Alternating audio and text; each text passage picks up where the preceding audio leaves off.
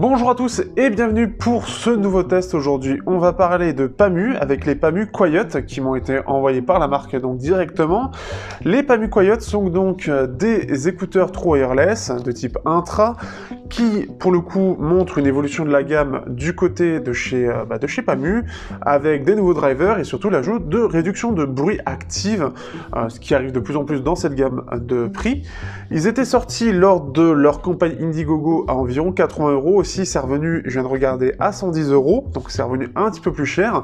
Le concurrent principal auquel je l'ai comparé au passage, c'est les Honor Magic Buds, ou aussi du côté de Huawei, les Huawei FreeBuds 3i, et donc on va voir justement ce que cela vaut, déjà par rapport aux anciens PAMU, mais aussi par rapport aux Honor. Si vous êtes intéressé, n'hésitez pas, vous avez le lien dans la description, directement sur le site de PAMU pour les acheter.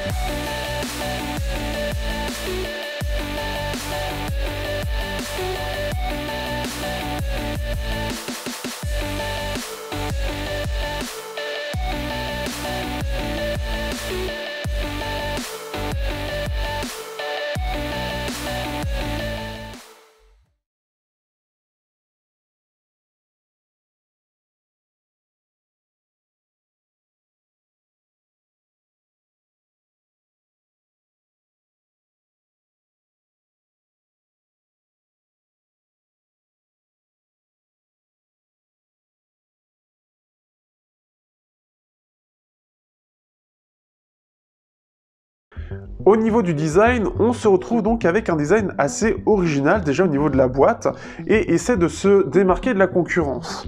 En général, la concurrence va pas chercher très loin un boîtier rond ou un boîtier tout en allongé. Voilà, rien de spécial en général, et c'est plutôt rare d'avoir des choses vraiment particulières. Ici, PAMU s'est lancé dans l'idée de faire un boîtier qui ressemble un peu aux anciennes montres, basé là-dessus, et j'ai trouvé ça assez intéressant. C'est pas la première fois qu'ils font des boîtiers originaux, il y en avait les PAMU uniques avec ce système de changement d'extérieur, avec un extérieur qui est souple et qui servait en fait de coque. Ici, on est vraiment sur le côté un peu comme les métronomes, si je ne dis pas de bêtises, avec une ouverture, donc déjà on peut y mettre un câble, donc pour le faire pendouiller un peu comme une montre, comme les vieux, les très très vieux pour le coup, parce que ça doit être assez rare à trouver aujourd'hui, ou ceux qui sont fans de ce genre de choses. Et on appuie sur la petite, ici le petit truc en haut, comme les montres de l'époque, pour ouvrir, et on a les écouteurs qui se montrent comme cela. Je trouve ça intéressant parce que, en plus de ça, on a droit à un traitement, ça fait un peu cuir, bon alors c'est du plastique avec cet effet cuir. On a par contre une tranche en métal tout le long qui, la peinture n'est pas de très bonne qualité puisque ça nous fait des bulles un peu partout. Donc ça c'est un peu le défaut. Alors est-ce que c'est dû à une série? C'est possible, mais c'est possible qu'on le retrouve un peu sur d'autres séries. On a quand même droit à de l'USB-C et en plus de ça on a droit à un chargement sans fil. Pour venir donc au design, c'est vraiment une chose sympathique. Par contre, c'est vraiment fait pour pendouiller dans la poche. Parce que contrairement à quelque chose d'un peu classique, pour saisir les écouteurs, c'est un peu moins naturel puisqu'on va saisir l'écouteur de l'embout et non pas par la tige comme c'est habituellement le cas. C'est assez particulier. Pour le coup, ça change aussi. Et donc, ce qui fait qu'on a beaucoup plus l'envie, en plus de ça, de l'ouvrir de cette façon. Ce qui fait qu'on va avoir vraiment la coque qui va être là. Donc, on peut être un petit peu gêné. Surtout quand on l'ouvre par là. Donc après, c'est une habitude à prendre, mais c'est très particulier parce que peut-être avoir mis PAMU comme ceci, ça permet de dire, bon ici c'est le haut, ici c'est le bas. Sauf que ça s'ouvre vers le bas au lieu de s'ouvrir vers le haut. Bon, c'est un détail. Au-delà de ça, des écouteurs, on est toujours sur un peu le form factor qui est proposé par PAMU jusqu'à maintenant, mais en version améliorée. D'une part, on a un petit creux, vous allez voir dans les plans, où il y a la LED, et je trouve ça assez joli, c'est assez bien intégré. Ça reste quand même plus petit que les anciens. Et on a des tiges qui sont, dans l'ensemble, ça reste plus compact. On reste sur un form factor qui est un peu similaire, mais en plus premium, en gros. On a des petites améliorations diverses et variées sur les écouteurs. Ce qui est étonnant d'ailleurs, c'est que en plus de ça, le chargement et les deux picots justement de connexion ne sont pas au dos des écouteurs ou vers le bas, mais sur le côté, puisque on va poser les écouteurs sur le côté. Pareil, ça va changer d'habitude pour ceux qui ont déjà eu d'autres wireless avec des tiges. Eh bien, c'est assez différent, c'est très particulier et on est c'est un peu étrange. Moi, ce que j'aurais fait, c'est vraiment ce côté pour l'ouverture, mettre que c'est plus vers le bas, je pense, parce que je pense que c'est quand même assez rare qu'on le mette autour de notre cou tous les jours. C'est vraiment pour ceux qui sont fans ou ceux qui n'ont pas de poche, c'est plus ça. En plus de ça, on a les droite-gauche qui sont mises comme ceci, donc c'est vraiment dans l'idée où on va l'ouvrir comme ça, quoi. On appuie, voilà, parce qu'il pendouille ici. C'est très très particulier. Ce qui fait qu'au moins déjà, il y a un réel travail de la part de Pamus sur le design. C'est par contre perturbant, très clairement c'est perturbant, mais je trouve ça vraiment réussi, et je trouve que c'est une bonne idée d'avoir cherché un design de ce type-là. Pareil, le USB-C sur le côté, ça fait un peu bizarre, ça aurait été mieux de le mettre à l'opposé du bouton pour avoir un design plus uniforme.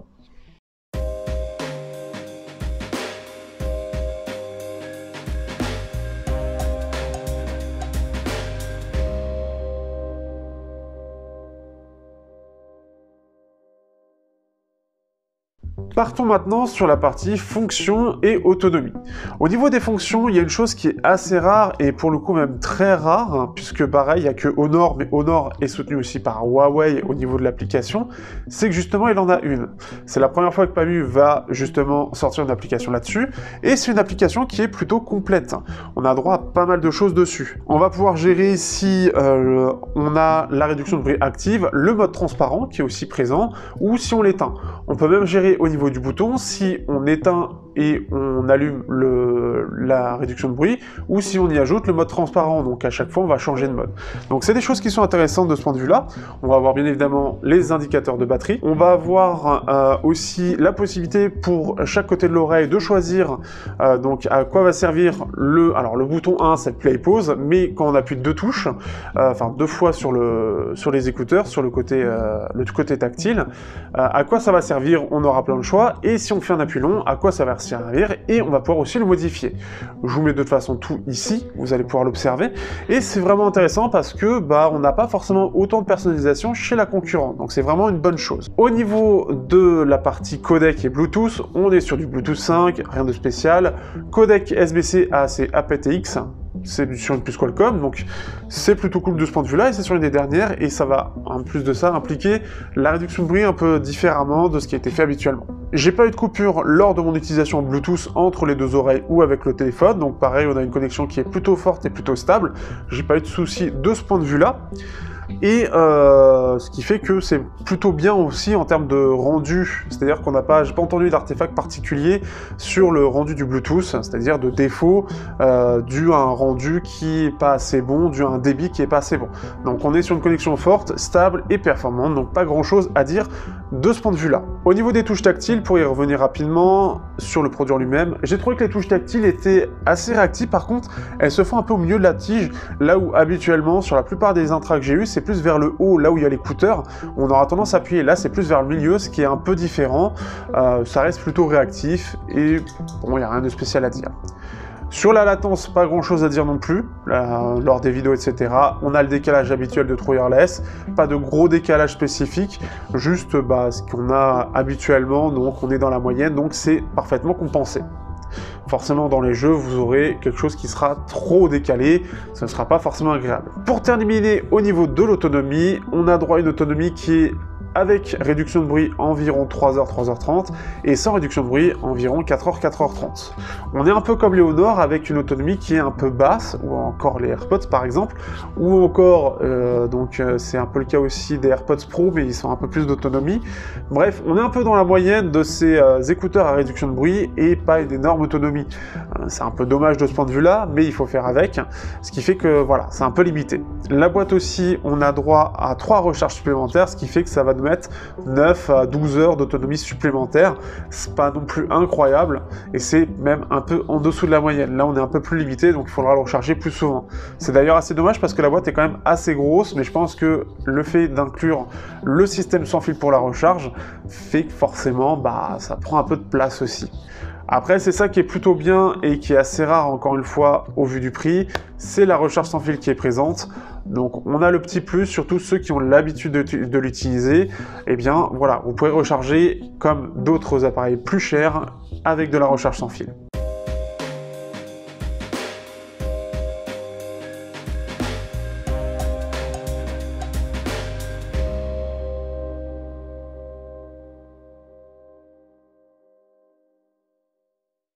Partons maintenant sur la qualité sonore. Donc la qualité sonore, ici, on a une évolution de la part de PAMU, et une évolution non négligeable du driver. On est toujours sur un driver de 10 mm, et on a quelque chose qui est plutôt intéressant, et qui est bien plus qualitatif que ce qui a été proposé par les anciens PAMU, qui clairement accusaient le coup sur la qualité du driver utilisé. En plus de ça, donc on a de la réduction de bruit, donc on va en parler un petit peu après sur cette partie-là, et l'implication que ça a sur la qualité sonore. Tout d'abord, on a quelque chose qui est vraiment intéressant. On est toujours sur une signature de type PAMU, c'est-à-dire une signature un peu descendante, avec des basses assez présentes, des médiums un peu plus en retrait et des aigus encore plus en retrait. C'est pas aussi abusé que ce que peut proposer Sony par exemple. On a plutôt un bon équilibre, je trouve, ce qui fait qu'on a un son qui est assez chaud, avec des aigus quand même un peu en retrait, mais ça reste tout à fait correct. On a des basses qui sont bien présentes, mais qui sont pas non plus totalement invasives, comme on pourrait avoir ailleurs. Pour tout ce qui est style, type électro, etc., c'est vraiment sympa, on a un beau rendu, on a une bonne performance, et en plus de ça, on a une bonne extension jusque dans les aigus. Le driver a plutôt bien géré dans les hautes fréquences. On n'a pas cette sensation qu'on avait avec les anciens PAMU, où on sentait clairement que ça sentait le détail, et avec une signature qui était encore plus orientée basse, avec des aigus en retrait, parce que justement le driver n'arrivait pas à gérer ses aigus, le driver était trop mauvais pour ça, et on sentait clairement que les détails, ça s'effondrait complètement, avec plein d'artefacts. Ici, on est sur une connexion qui est solide déjà de 1, mais aussi un driver de qualité, ce qui fait qu'on a quelque chose qui est plutôt bien détaillé pour le prix, et on n'a pas de cette sensation d'un driver qui peine à restituer les aigus. Donc c'est vraiment une bonne chose, et en plus de ça, on a une bonne séparation des instruments. Par contre, là où ça va pêcher, eh bien c'est la scène. On a une scène qui est un peu particulière, notamment si on compare au Honor, avec une scène qui est, et c'est dû aussi un peu à la signature, assez restreinte. On a une scène qui est restreinte et qui en plus de ça, elle est plus en arrière. C'est-à-dire qu'on a l'impression que, au lieu que ça soit un peu vers l'avant de la tête, ou par là, elle est un peu en arrière, et on a l'impression qu'elle fait un V. C'est-à-dire que certains instruments vont être de plus en plus centraux, déjà que c'est pas très large, et on va avoir vraiment cette sensation que c'est vraiment central, surtout si on compare en direct avec d'autres écouteurs qui ont une scène plus large. Donc ça, c'est un peu le gros défaut, c'est que par contre la scène manque vraiment de largeur, elle manque vraiment d'extension. Il y a des fois on va entendre des instruments un petit peu larges, mais ça reste trop rare. La grande partie des instruments se retrouvent vraiment assez collés entre eux, et c'est vraiment le gros défaut que j'aurais à dire. Ce qui est bien aussi, c'est que forcément, comme on a une signature qui est descendante, on a aussi des aigus qui vont pas être fatigants. Donc ce qui fait que pour ceux qui sont sensibles à ça, vous allez apprécier le fait que on n'a pas cette fatigue, on va pouvoir monter un peu plus le volume pour avoir plus de basse que ce qu'il pourrait y avoir notamment chez Honor. Et justement, en termes de comparaison, face au Honor, alors face au Honor, on a quelque chose qui est vraiment intéressant. On a un driver qui semble à peu près équivalent, mais la grande différence c'est que là, on a une signature qui est descendante du côté de PAMU, et donc qui casse le côté aigu et qui casse la scène. Honor, eux, ont plus une signature en V, avec des grosses basses et des aigus bien performants, qui sont même assez élevés quand on compare au PAMU. Mais par contre, on a une scène qui est beaucoup plus large, on a un effet un peu plus détaillé, on a une scène qui respire beaucoup mieux. Donc c'est quelque chose qui n'est pas négligé. Ce qui fait qu'en termes de choix, ça va vraiment être entre les Honor et ceux-là, parce que les deux, en plus de ça, proposent la réduction de bruit. On va en parler un petit peu plus après. Si vous cherchez quelque chose qui soit plus orienté rap, électro, les aigus sont en général plus en retrait, et vous appréciez surtout écouter de la basse bien présente, c'est vraiment sur eux qu'il faut s'orienter. Si par exemple vous voulez quelque chose qui soit plus, un son qui soit plus clair, avec une scène plus large, où on a l'impression d'avoir plus de détails, ce sera plus sur les Honor qu'il faudra se tourner. Ça, c'est déjà la première chose. La deuxième chose, c'est la réduction de bruit. Je voulais plus en parler dans cette partie-là, parce que pareil, j'ai comparé principalement Honor Magic Buds, qui sont pour moi son principal concurrent. On a des choses un peu différentes, alors j'ai pas pu trop malheureusement comparer à ce qui se passe actuellement, donc j'ai pas pu trop sortir, et il n'y a pas beaucoup de circulation, donc c'est un peu limité. Donc j'ai fait avec les moyens du bord, et ma nouvelle barre de son qui m'aide beaucoup. Ce qui fait que, au niveau de la réduction de bruit, en fait, PAMU annonce une nouveauté, une réduction de bruit par Qualcomm et AMS, donc une espèce de double aide pour la réduction de bruit. Donc deux systèmes qui vont travailler conjointement, contrairement à d'autres, où ça va être juste une puce qui va gérer, en plus du son, la partie réduction de bruit. Premièrement, on a par rapport à Honor, on a quelque chose qui est vraiment efficace. Je savais pas trop à quoi m'attendre, mais on a quelque chose de vraiment efficace, mais pas aussi bien. Je m'explique pour être précis. Je trouve que la réduction de bruit est vraiment bonne, parce qu'en plus de ça, celle de Honor est très solide, surtout à ce prix-là, et bien meilleure que par exemple celle qui est proposée par les Aukey à 50 €. On est sur quelque chose qui est légèrement inférieur sur certains points, et je trouve qu'on l'entend, alors un peu moins de basse. Toute la partie basse est un peu mieux gérée que chez Honor. Par contre, toute la partie aiguë, elle, est mieux gérée du côté de Honor en fait. Ce qui fait qu'en gros, on a ce basculement, on a quelque chose de très précis, mais dès qu'on va avoir des sons aigus, ils auront tendance à plus passer du côté des PAMU. Je pourrais pas dire que j'aurais pas de graphique précis, il faudra que je vois et que je fasse un petit truc pour que ça puisse être un petit peu plus visuel, mais en gros, les PAMU, enfin, ça joue à quelques décibels en fait, donc c'est vraiment proche. Les PAMU vont moins laisser passer généralement les basses et un peu les médiums, par contre un peu plus les aigus. Les Honor, c'est un peu plus de basses, mais un peu moins les aigus. Ce qui fait qu'on a quelque chose qui est un peu plus équilibré chez Honor, là où c'est un peu moins bien maîtrisé du côté de PAMU. Alors à voir, parce qu'en plus de ça, vu qu'on a une application, c'est possible que ce soit mis à jour par la suite et que ce soit mieux géré. Dans les deux cas, en plus, ce qui est intéressant, c'est qu'on a quelque chose qui n'impacte pas spécialement la qualité sonore. C'est-à-dire que la signature a été faite en plus de la réduction de bruit, donc ça a été pris en compte et on n'a pas de changement particulier. La chose sympathique en plus, c'est le mode transparent qui retransmet plutôt bien les bruits, c'est assez efficace. Donc j'ai pas entendu de choses, du peu que j'ai testé, de choses particulières. Après, à plus long terme, c'est peut-être différent, mais je suis pas spécialiste sur le côté réduction de bruit et surtout sur le mode transparent, et surtout encore plus à l'heure actuelle. Pour les micros, vous avez l'habitude, je ne teste pas, je ne fais pas d'appel, je suis quelqu'un qui en fait déjà assez dans son métier, donc ce qui fait que j'en fais pas à côté. Donc pour cela, je vous invite à aller regarder la concurrence.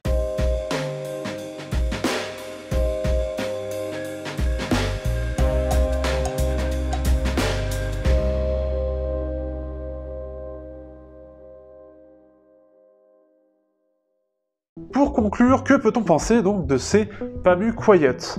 Première chose, déjà on peut voir qu'il y a une réelle évolution dans le produit de la part de PAMU, puisque ça faisait déjà quelques temps qu'ils ressortaient en fait les mêmes écouteurs, mais dans un étui différent, et je pense que c'était pour permettre de relancer un peu la machine Indiegogo, de relancer la machine marketing, tout en ayant une solution qui soit un peu originale à chaque fois et proposer des choses différentes sur le boîtier, puisque l'aspect physique a un impact. Et clairement, le côté PAMU Ioniq était intéressant, on avait les PAMU Slide qui avait ce système où on pouvait un peu batterie externe, donc on pouvait chercher d'autres smartphones. On avait les PAMU Slide Mini qui étaient l'essentiel et c'était à bas prix avec de la charge sans fil. On avait des choses intéressantes. En plus de ça, les écouteurs étaient assez bien faits, ils avaient leur propre design, ils tenaient bien et ils étaient bien pensés. Mais la qualité sonore était clairement pas au rendez-vous et c'était clairement le gros point à améliorer. Ils ont fait cette amélioration et on a quelque chose qui est vraiment très intéressant. On a quelque chose qui, déjà en termes de design, est recherché, mais assez perturbant, même avec les produits qu'ils ont déjà sortis. Ils ont au moins eu l'idée, et elle est bien pensée et pensée jusqu'au bout, de faire quelque chose d'original, d'attrayant et de différent, et ça permet de se démarquer de la concurrence. Alors, à savoir aussi, je ne l'ai pas dit, mais ils fournissent le câble pour pendouiller à ça, pendouiller, mais on a aussi une petite pochette pour le ranger, voilà, donc c'est assez sympathique. En plus, il est complet, on a droit à une application, la charge sans fil, la réduction de bruit, le mode transparent, on a quelque chose de complet. La qualité sonore suit plutôt bien, tout en restant dans ce que cherche à faire du PAMU, donc une signature descendante, on est sur un côté plus orienté basse, et c'est du très grand public, clairement, c'est pas nouveau, c'est assez normal, et à ce prix-là, c'est un peu l'idée recherchée. C'est assez rare d'avoir une marque qui va vouloir faire quelque chose d'audiophile, c'est logique, et surtout, c'est pas le but de PAMU. Le but de PAMU, c'est le très grand public, et ça a toujours été affiché, surtout quand on fait du marketing, avec des basketteurs qui nous disent qu'ils adorent le produit. Mais là, en tout cas, je trouve que la solution est solide, même par rapport au marché. Le principal concurrent, encore je l'ai dit, que ce soit au niveau du prix ou des fonctionnalités, ça reste les Honor Huawei. Et clairement, ils se démarquent plutôt bien. On est sur une signature qui, en plus, se complète bien. Donc, selon ce que les gens cherchent, ils pourront choisir. Mais on a quelque chose qui est vraiment proche. On a une qualité qui est vraiment proche. Les Honor, par exemple, ils vont proposer le côté play-pause avec un petit capteur cardiaque qu'il n'y a pas du côté... Enfin, un capteur cardiaque, un capteur de proximité, pardon, qu'il n'y a pas du côté des PAMU. C'est pas très grave en soi, il y a encore plein de smartphones, il y a encore plein de True Wireless qui ne l'ont pas. Mais après, c'est le petit plus qui fait que. Donc après, ça va être vraiment de choisir. Pour l'autonomie, bah, c'est pas terrible, mais on en a plein d'autres avec de la réduction de bruit qui sont pas terribles comme ça. Ça aurait été bien d'avoir quand même une plus grosse batterie, surtout qu'ils le proposaient aussi sur les anciens PAMU. Alors je pense que le double système plus le driver un petit peu plus performant fait que ça consomme plus, et donc en plus de ça, avoir un côté plus premium et un peu plus petit, fait qu'ils n'ont pas pu mettre une batterie plus grosse. Et je pense qu'il y avait besoin aussi de ça, il y a peut-être eu beaucoup de retours sur le fait que ce soit un petit peu gros pour certaines oreilles. Donc on va aller regarder le côté international, et donc les performances ils mettent 6 pour le coup, donc c'est un petit peu le truc qui fait un peu mal. Donc ils disent qu'ils sont abordables, confortables, mais que la réduction de bruit n'est pas très sympathique. Je trouve qu'il n'y en a pas beaucoup à ce prix là, donc tout dire qu'elle est pas ouf, c'est un peu... surtout elle est plutôt correcte, donc après ça dépend de la perception de chacun, mais si on va chercher dans l'autre gamme, forcément ce sera moins bien. Donc les PAMU sont une belle offre, ils sont bien designés, plutôt confortables, le son est plutôt bon, et surtout on les trouve à peu près 90$. Mais est-ce que c'est la meilleure option? Bah ça dépend. Si vous regardez sur la réduction de bruit, elle n'est pas incroyable, elle n'est pas aussi incroyable que ce qui est vendu. Mais c'est plutôt correct. Si vous voulez quelque chose par rapport à la partie réduction de bruit, c'est plus les OnePlus Buds qui sont plus largement disponibles. Alors je les ai pas testés pour le coup, donc peut-être que eux font mieux, mais je trouve qu'eux ils sont plutôt corrects, et il y a pire, hein. Les AirPods Pro sont pas spécifiquement meilleurs par exemple, donc c'est pas là-dessus qu'ils vont se démarquer, disons.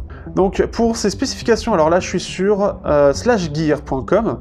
Pour ces spécifications et performances seules, ils offrent quelque chose de plutôt décent et utilisable, mais pas réellement exceptionnel. Vous pouvez trouver forcément des meilleures paires, spécifiquement avec un son plus équilibré à tous les niveaux. Alors ça, encore une fois, c'est un choix, donc ça dépend ce que vous cherchez. PAMU cherche clairement le grand public, donc avec un petit bump sur les basses. C'est assez logique. Donc on peut être pressé de le trouver à 150$. Alors non, il est à 100$, il n'est pas à 150. Donc après, on peut le trouver à une centaine d'euros en général, mais pas à 150, donc ça me paraît énorme. À la fin, donc c'est quelque chose qui est vraiment un bon rapport qualité-prix. Certes, c'est difficile de trouver mieux, mais ça peut se trouver. Après, il en existe plein. Par exemple, encore une fois, les Honor, pour moi, de ce que j'ai eu, forcément, je ne les ai pas tous eus. On va terminer avec un qui est Apple Insider.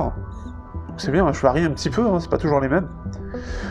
Donc, dans l'ensemble, alors, est-ce que c'est intéressant? Ça dépend. Pour son prix, c'est facilement le meilleur. Ils sont facilement meilleurs, mais si on veut dépenser plus, on peut trouver meilleur. Alors ça, merci pour la phrase, je crois qu'on l'aurait deviné. Si on prend pour la réduction de bruit active, alors le truc c'est que voilà, alors ça c'est une chose aussi intéressante, effectivement je ne l'ai pas noté, mais par rapport au Honor, la réduction de bruit est moins usante que par exemple les Honor, et moins usante que d'autres écouteurs, c'est-à-dire qu'on n'a pas cette sensation de pression qui peut peser sur certains écouteurs. Ici c'est un peu mieux géré.